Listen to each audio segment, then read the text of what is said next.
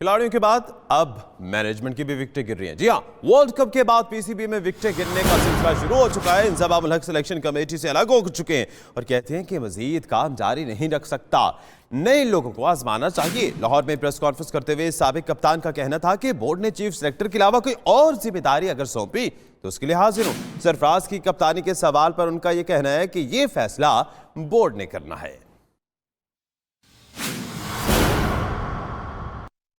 ये हफ्ते के दिन में आया था वापसी। पीर को मैं पहले दिन ऑफिस आया था, मैंने इनसे बात की थी, चेयरमैन से भी, एमडी से भी, कि मैं आगे इस चीज़ को कंटिन्यू नहीं करना चाहता।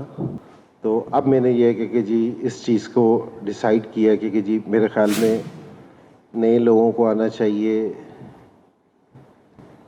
नए आइडियाज़ के साथ, नई सारी सोच के साथ आना चाहिए।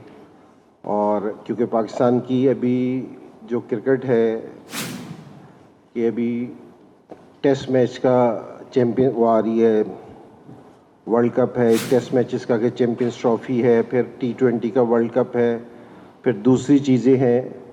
तो मेरे ख्याल में अगर मुझे साल 2 साल की अगर वो दे भी देते तो मेरे ख्याल में जो नई सिलेक्शन कमेटी आनी थी उनके साथ इतना अच्छा नहीं होना था, क्योंकि फिर 23 में वर्ल्ड कप भी आ रहा है जो इंडिया में है।